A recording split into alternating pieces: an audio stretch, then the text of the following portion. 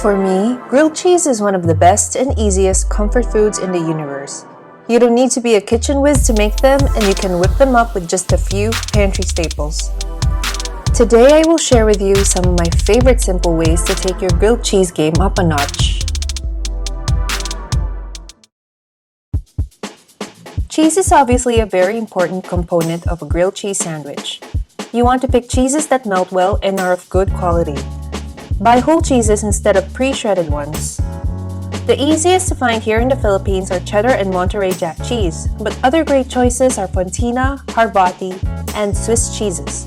If you use a combination, your grilled cheese will taste even better. I recommend using cheeses with the real California milk seal, just because I personally love and use these cheeses. The first thing we do is shred our cheese. I normally use about 80 to 100 grams of cheese per sandwich, depending on how big the bread slices are. What's the point of a grilled cheese if you don't have enough cheese, right? Next, the bread. I recommend using sourdough or a crusty bread, but of course, a normal sandwich bread works as well. Pick the one labeled thick slices. Spread a good amount of softened butter on one side of each piece of your bread. This will give it that golden crunchy surface.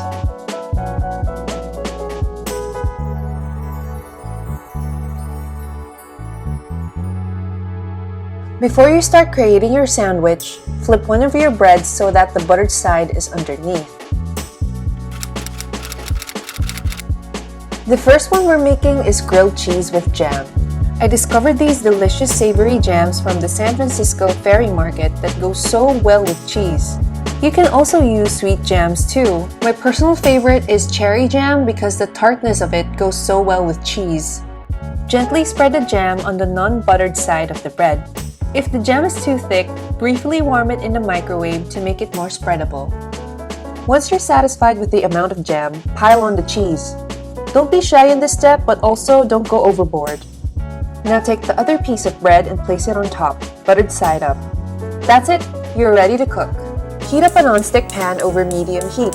Make sure it's not too hot or your grilled cheese might burn. Place your sandwich and then cover it for about a minute or two. This helps trap the heat and melt the cheese before your bread gets too brown. It also helps if the lid is glass so you can actually see when the cheese starts to melt. Use a big spatula to flip and smush it a little to help everything stick together. Cook the other side for another minute and you're ready to serve.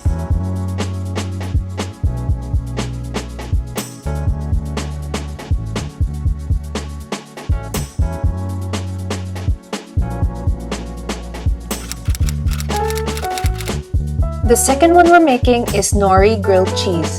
That's right, Nori, as in seaweed. Follow the buttering process of the first sandwich and then cut your seaweed the same size as your bread. Now pile on the cheese.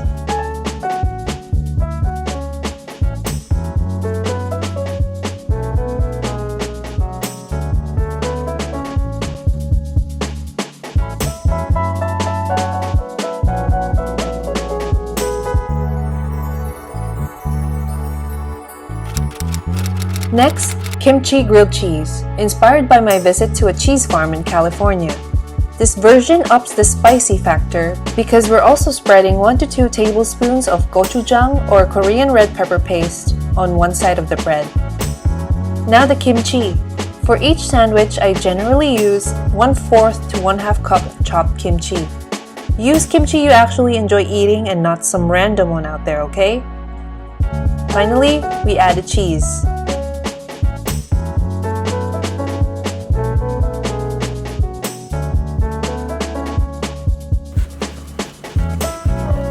In my opinion, most spicy things go really well with cheese.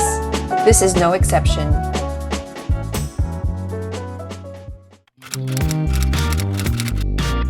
This next one is perfect for a brunch date at home, a classy pesto and tomato grilled cheese.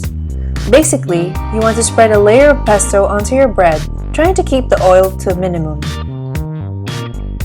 I'm using this local brand of spicy malunggay pesto. And then I layer some sliced fresh tomatoes on top of the pesto. followed by a heap of cheese. You can add sliced chicken here too if you want something heavier.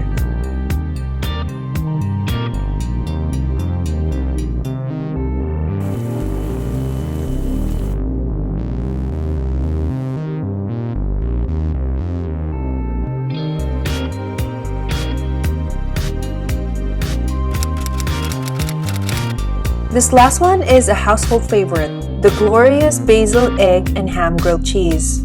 It's basically putting a bunch of staple breakfast items together into one package and praying you don't break that sunny side up. Just layer your ham, egg, cheese, basil, or whatever green you prefer. You can actually do scrambled egg if you don't like sunny side up, but I live for that yolk running down my sandwich.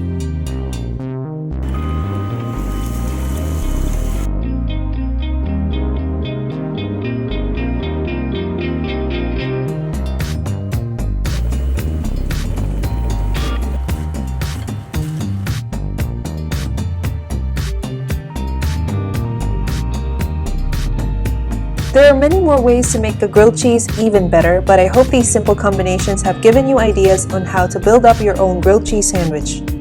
That's it for today. If you want to geek out about grilled cheese with me some more, visit my blog. I've got a bunch of tips and tricks over there.